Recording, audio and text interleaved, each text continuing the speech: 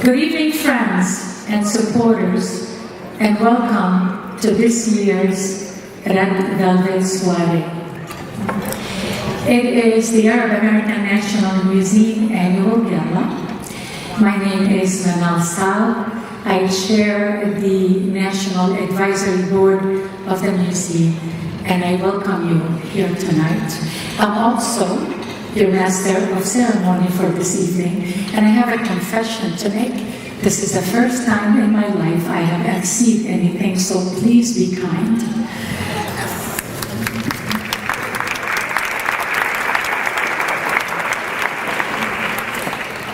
So most of you here tonight have supported our museum since its infancy. I want to thank you for your past, present, and future support. As you know, yesterday was Veterans Day, and we celebrated it in the Flint community with the museum's traveling exhibit titled Patriots and Peacemakers, Arab Americans in Service to Our Country. If you haven't seen this exhibit, you must.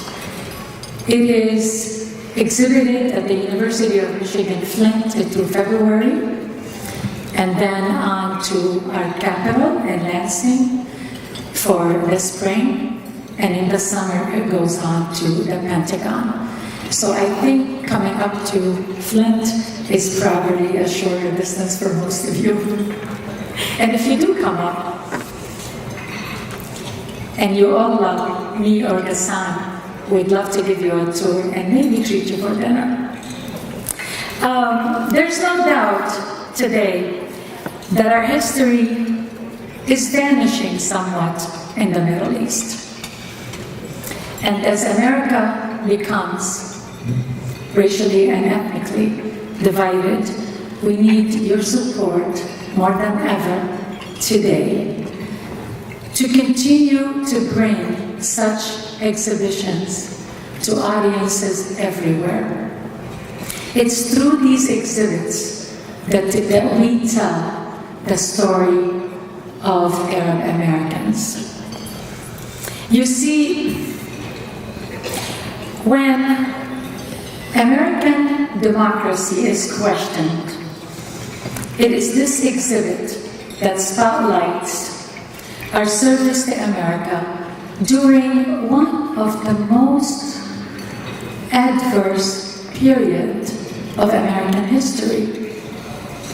The Patriots and Peacemakers exhibits reminds us of the Arab Americans, brave men and women who sacrificed so much, left the comfort of their home to protect our democracy and our freedom here in the United States. Our people served a young America then, which saved Europe of 2 world wars out of sheer idealism. The democratic America that vanquished German Nazism and later Japanese militarism, and later Soviet Bolshevism. So my friends, when you have the opportunity to give to this museum, be it of yourself, like the Friends of the Museum Gala and our national board and our national ambassadors, or of your money, please do so and do it generously. And remember, your support is encrypting our history in Americanism. On Veterans Day weekend, let us all remember those sacrifices made by so many for us to be enjoying this evening and what we have. And let us also count our blessings for being Americans. Let us begin tonight's magical evening. Our co-chairs for this evening took incredible ownership to bring us tonight's magical celebration of the Museum Gala. They have been supporters of the museum since its infancy, before we even had the museum. And they have been leading the way in its community development. Ladies and gentlemen, let's welcome our co-chairs for this evening and my very good friends, Ragad Farah and Raja Sassour.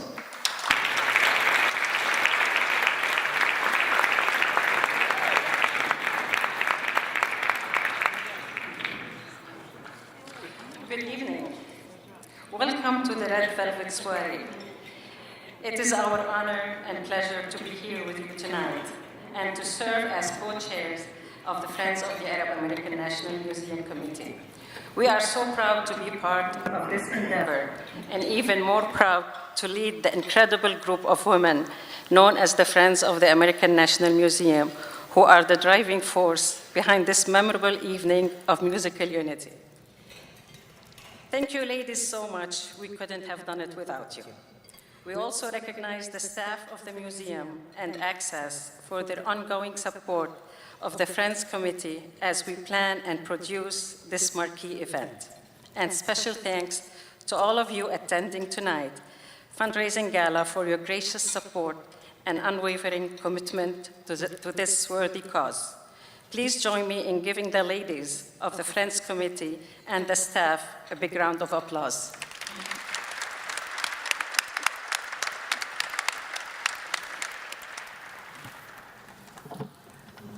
Good evening. يسعد مساكم جميعا. First of all, thank you, Manal, my dear friend, for agreeing to MC this evening. And I'm sure you will be one awesome MC. And thank you, Raja, for being a great friend, a wonderful co-chair to work with and learn from. Raja's love, devotion to the museum is inspirational. Also, I'd like to extend my gratitude to the wonderful ladies on the committee who welcomed me in open arms and helped me and Raja every step of the way in planning this evening. And I would like to thank the Filmore staff, particularly Alex and Bruce, for accommodating us throughout the whole thing. Distinguished guests, it is with great honor and tremendous pleasure that I co-chair this evening, celebrating and shining the lights on the great achievement of the one and only Arab American National Museum in the United States.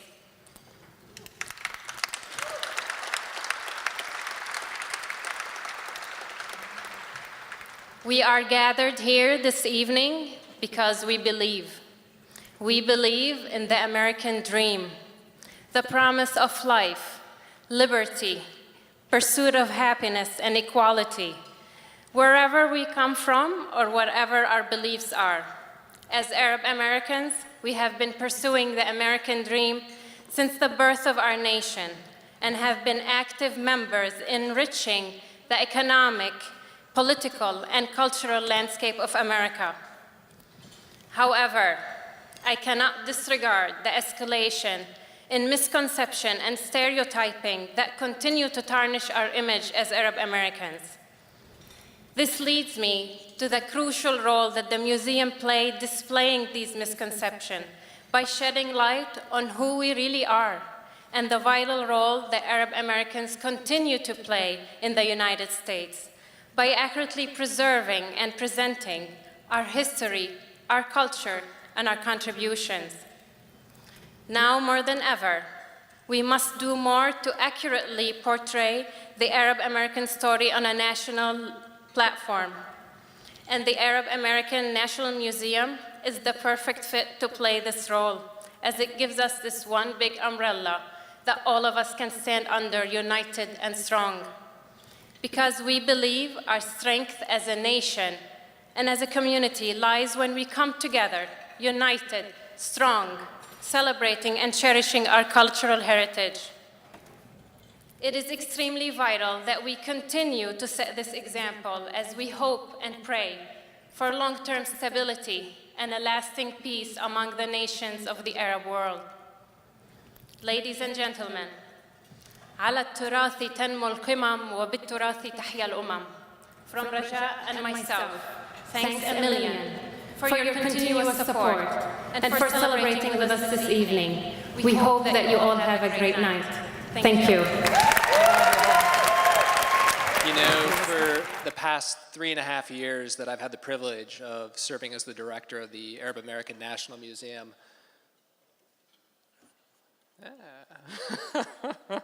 I've had the honor of working with Manel as the chair, and over that time, I've gotten to learn quite a bit about her.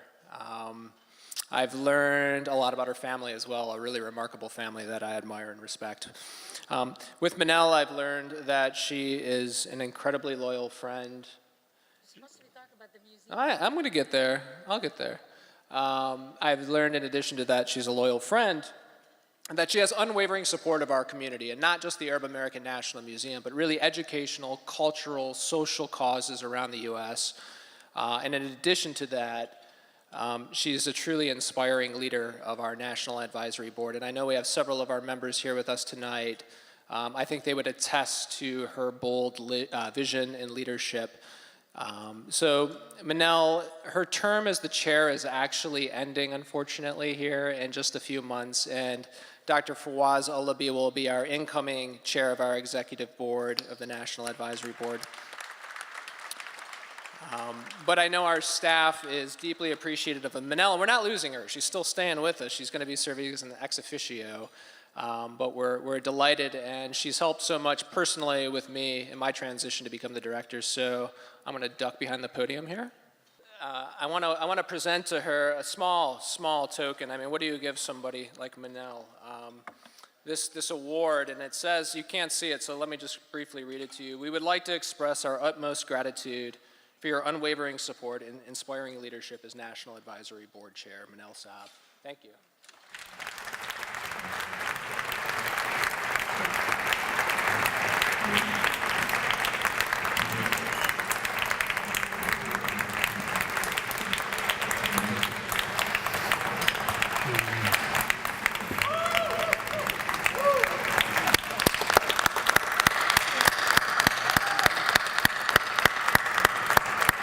She deserves it.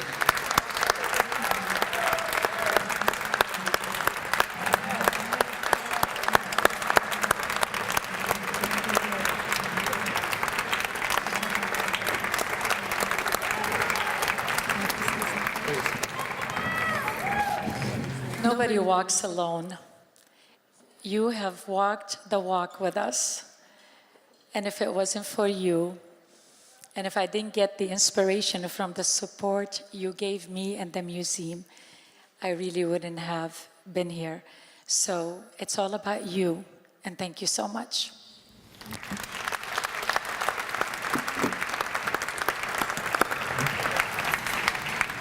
So here we are in downtown Detroit, and if you look around you, this venue is pretty spectacular.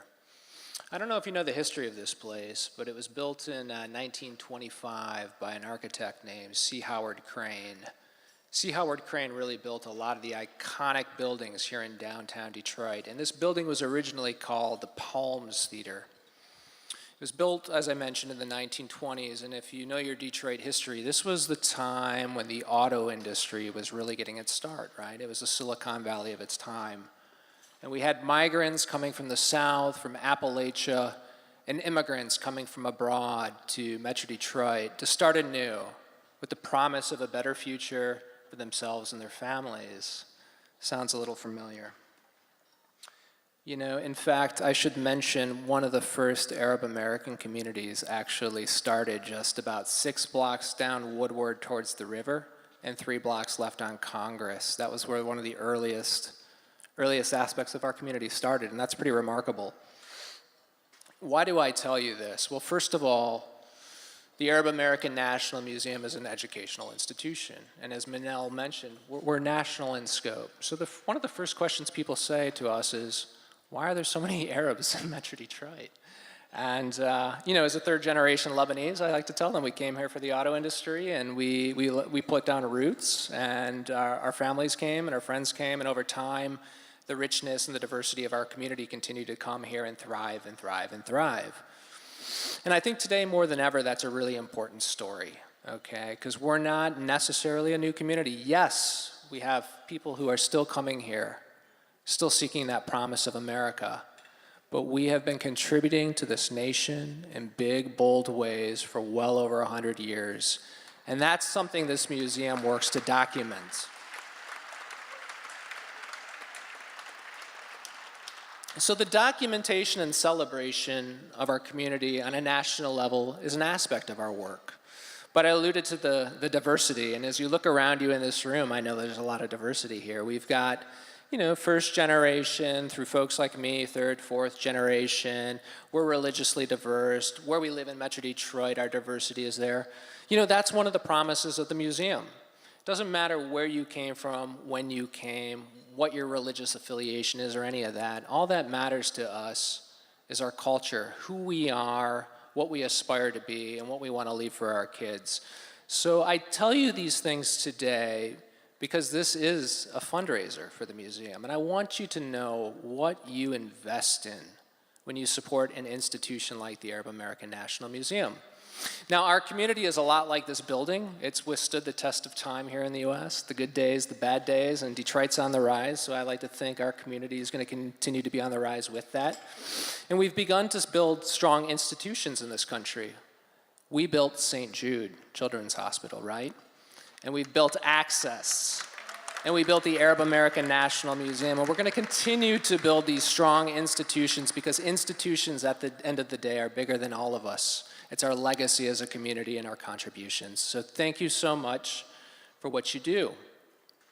I'd like to end by thanking, I mean, this is remarkable. I was telling my wife, I used to come for concerts here in the 1990s. I've never seen this place look so nice. And that is the magic of a wonderful group of women called the Friends of the Museum. And I know you know this group. This was a group with a bold ambition and a big idea that started doing work before the museum was built. And Wafa Salah, I know you're out there. You are our pioneer chair of the Friends of the Museum. 10 plus years of leading us. And then that torch was passed to our friends Lina Durrani and Mahajano. I know they're out there. Thank you for that.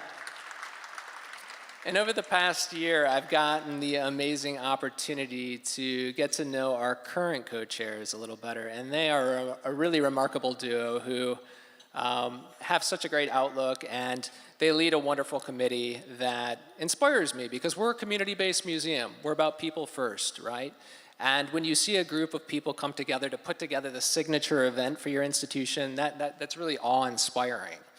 So Rajat Zasuk and Ragat Farah, you guys blow my mind, and I want to thank you on behalf of the staff of the Arab American National Museum, because we can't do it without you guys. So, and to you in the room, thank you for your support in the past, thank you for your support tonight, and inshallah, your support in the future. Have a good show tonight. I hope you enjoy the program. The story of Jihad Ail is an inspiring one. I personally consider him a hero. He exemplifies the saying, where there is a will, there is a way. And in his case, it's against all odds. You see, he was born in the Palestinian refugee camp Sabra in Lebanon.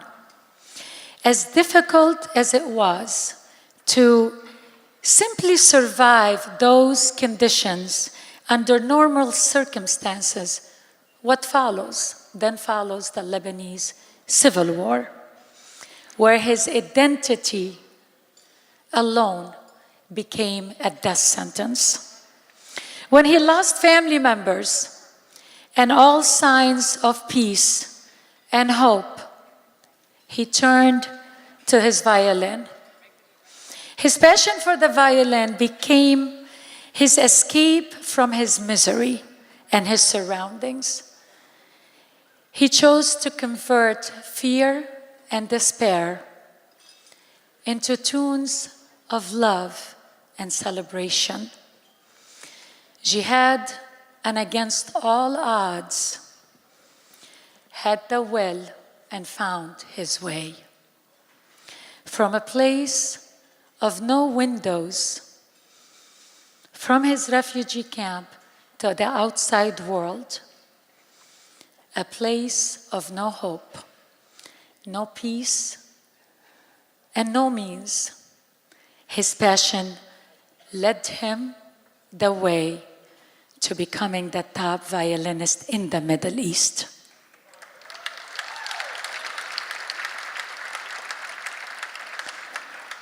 Today, Jihad is known as the magician of the violin. He has led bands for Fairuz, Majid al-Rumi, Kazim al-Sahir, been recognized for his unique blend of Eastern and Western music, with many performances at the Egyptian Opera House, festivals in Morocco, Tunisia, and Jordan. He's performed and been honored by heads of states and the United Nations.